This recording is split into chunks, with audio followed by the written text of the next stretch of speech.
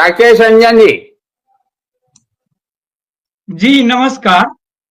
देखिए, झारखंड और महाराष्ट्र में 7 चुनाव हुए, जो उपचुनाव भी हुए थे, परिणाम तो आ गए। तो झारखंड का जो जनादेश था, तो 2/3 बहुमत मिला था इंडिया गठबंधन को, झामुमो की जो अगुवाई वाला जो गठबंधन था, 2/3 से भी ज्यादा ही सीटें मिली है।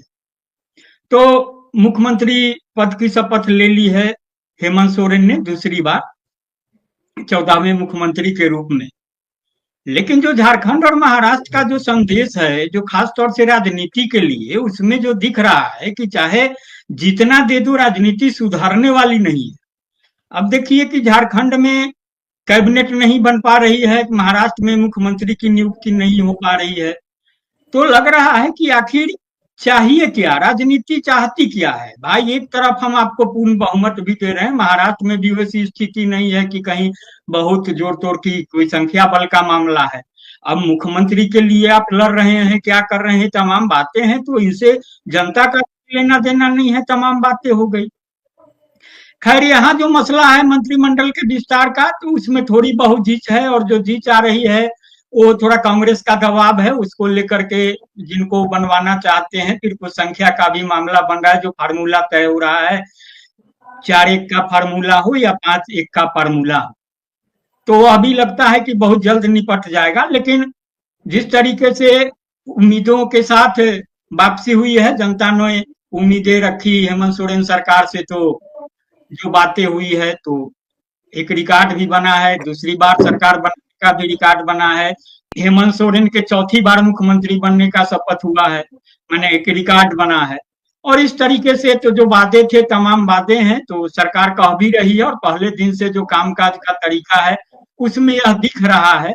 क्योंकि झारखंड ये अबुआ दिसोम अबुआ राज की बात होती थी, जो बिरसा मुंडा का एक सपना था, जो कहा गया, जो बातें हैं, तो उसको सरकार कह रही है कि हम उसको आत्मसात करते हैं। और उस तरीके से जो अबुआ सरकार का जो पार्ट 2 कह लीजिए इसको, तो इसमें काम संभाला है। और इसमें सबसे पहला जो काम हुआ था, आपको बता दें, उसमें पहला काम यह हुआ कि अभी अग्निवीर का जो मामला चल रहा है, और देख रहे थे पक्ष विपक्ष की ओर से बहुतेरे बातें हो रही थी। तो असम में झारखंड के चंदन कियारी विधानसभा क्षेत्र से आते थे युवा, वो अग्निवीर थे, तो उनकी शहादत हो गई असम में। तो उनको पहला काम हेमंत सोरेन ने मुख्यमंत्री बनने के बाद किया कि उनको नौकरी दी, सरकारी नौकरी उनके परिजन को, और 10 लाख रुपए देने की बात थी। दूसरा काम ये किया हुआ है कि झारखंड सरकार एक टीम भेजेगी असम में, जो असम में आदिवासियों की स्थिति का अध्ययन करेगी, तमाम बातें हैं।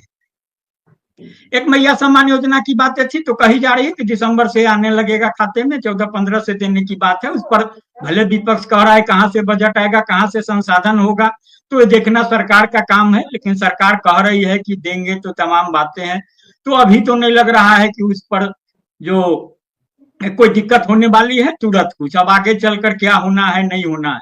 लेकिन ये जो तो फैसले हुए, अग्निवीर का मामला जो हुआ, और फिर जो है अब असम भेजने की बात है आदिवासियों के स्थिति के आकलन के लिए टीम को, तो एक तरीके से ये भी पॉलिटिकल मैसेज है कि जिस तरीके से बातें होती है। अभी आ रहे थे हेमंत बिस्वा शर्मा ने ही, असम के जो मुख्यमंत्री होते हैं, यहाँ कमान संभाल रखी थी भाजपा को सत्ता में वापस लाने की, और तमाम बातें हुई।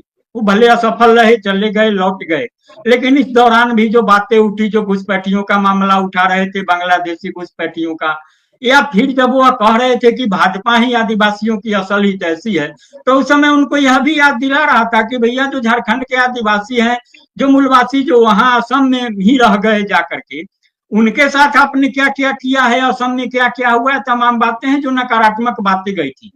लेकिन कुल मिला के सरकार से अलग अभी ज्यादा चर्चा हो रही है यहाँ विपक्ष की। ऐसा नहीं है, लोकतंत्र है तो हार जीत लगा रहता है, एक ही कोई सत्ता में बैठेगा, किसी को विपक्ष में भी बैठना होगा। लेकिन भाजपा हार के बाद जिस तरीके से सदमे में दिख रही है, और तमाम बातें हैं, और एक दूसरे पर दोषारोपण का मामला है, उससे कहीं नहीं लग रहा है कि भाजपा बहुत जल्द संभलने वाली है। वो संगठन के स्तर पर संभलना उनको अभी सबसे बड़ी चुनौती है, क्योंकि जो उनका क्रियाकलाप रहा है, कार्यशैली रही है, पूरे 5 वर्ष देखा है, 2019 में जब सत्ता से बेदखल हुए थे, तो पूरे 5 साल किस तरीके से उन्होंने किया था, जोड़ तोड़ का जो था और जो हेमंत सोरेन को जेल भेजना, तमाम बातें हुई। भले यह बात है कि वो सब उनके नकारात्मक चली गई, घुसपैठिए का मामला भी नकारात्मक गया, तमाम चीजें हो गई, आकर के हाईजैक कर लिया एक तरह से झारखंड भाजपा को, तमाम लोग बाहर के ही थे कर। अब जो दोष देने की बात है, तो अब दोष स्थानीय नेतृत्व को दिया जा रहा है, झारखंड के लोगों को दिया जा रहा है कि भैया आप लोग नहीं कुछ किए, आप लोग नाकाबिल साबित हुए। तो यहाँ के लोग कह रहे हैं कि भैया हम क्या करें, हमारे पास क्या जिम्मेदारी दी आपने, नहीं दी, तमाम बातें। इस सब से अलग एक बात बहुत खास उभर रही है और लग रहा है कि भाजपा का एजेंडा क्या है और किस तरीके से बढ़ना चाहती है, इसे झारखंड के लिए बड़ी चिंता का विषय है। जो बांग्लादेश के घुसपैठियों का मामला था, अब देखिए संथाल परगना से बातें उठाई जाती है, कही जाती है कि वहां घुसपैठ का मामला। आपको निशिकांत दुबे का नाम याद होगा। निशिकांत दुबे गोड्डा के सांसद होते हैं, संथाल से ही होते हैं। उनका जब विवाद हुआ था अडानी के मसले पर, आपको याद होगा, जो महुआ मोइत्रा होती थी और उन पर उन्होंने कंप्लेन किया, संसद में जो बातें हुई, जांच बनी, उनकी सदस्यता रद्द कर दी गई थी, तमाम बातें हो गई थी। तो गोड्डा का बहुत बड़ा प्लांट जो है, गोड्डा में अडानी जी का है, पावर प्लांट है, और जो बातें हैं, तो निशिकांत दुबे का अपना रिश्ता है, उस तरीके की बातें हैं। तो निशिकांत दुबे जो कल तक का बढ़ चढ़ के दावे कर रहे थे, तमाम बातें से पीछे हटे हैं, लेकिन घुसपैठियों का जो मामला है, वो जिस तरीके से पहली संसद में पहले कह चुके हैं कि झारखंड, बंगाल और बिहार के कुछ हिस्से को मिला करके एक जो है अलग विशेष राज्य बना दिया जाए, उस तरीके से घुसपैठिए पर बात थी, जो मानी क्या बोलिएगा, तोड़ने की बात जो होती है उस तरीके से। अब वो कह रहे हैं कि संथाल को घुसपैठिए ग्रेटर बांग्लादेश बनाना चाहते हैं।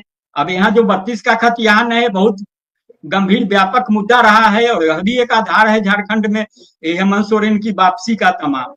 तो 32 का लागू करना है खतियान। अब वह कह रहे हैं कि 32 का खतियान भाजपा भी लागू कराएगी, लेकिन वह जो है एनआरसी आधारित होगा और 100% एनआरसी झारखंड में लागू होगा। अरे भैया, तो कैसी एनआरसी है जब झारखंड में 100% लागू करिएगा, कहीं 20% करिएगा, कहीं 40% करिएगा। लोगों को बातें नहीं समझ में आ रही है, लेकिन इतना तो समझ में आ रही है कि कहाँ ले जाना चाहते हैं झारखंड को, और झारखंड में किस तरीके से जो शांति का माहौल है, तमाम चीजें हैं, उसको किस तरीके से असहज करना चाहते हैं। जो 100% एनआरसी लागू करेंगे खतियान आधारित, उनका कहना कि 32 का खतियान देखेंगे और उस समय का खतियान जिनके पास नहीं रहेगा उनको बोरा में भर के बांग्लादेश भेज देंगे, तमाम बातें। तो इस तरह की बातें अभी इतनी बड़ी हार के बाद भी अगर भाजपा झारखंड में पीछे नहीं हट रही है, और उसके जो चेहरे हैं, तो थोड़ा झारखंड के लिए चिंता की बात है। फिलहाल सरकार की जो बात है, तो सरकार ठीक है, सकारात्मक नकारात्मक जो भी बातें होंगी नहीं होंगी, उसमें अभी वक्त लगेगा। अभी मुख्यमंत्री बने हैं, मंत्रिमंडल का विस्तार होगा, लेकिन जो फैसले लिए जा रहे हैं, जिस दिशा में सरकार आगे बढ़ रही है और भरोसा दिला रही है कि जो हम बातें किए थे तो उसको हम पूरा करेंगे, तो देखना होगा कि अभी किस हद तक पूरा होता है। जी नमस्कार। धन्यवाद।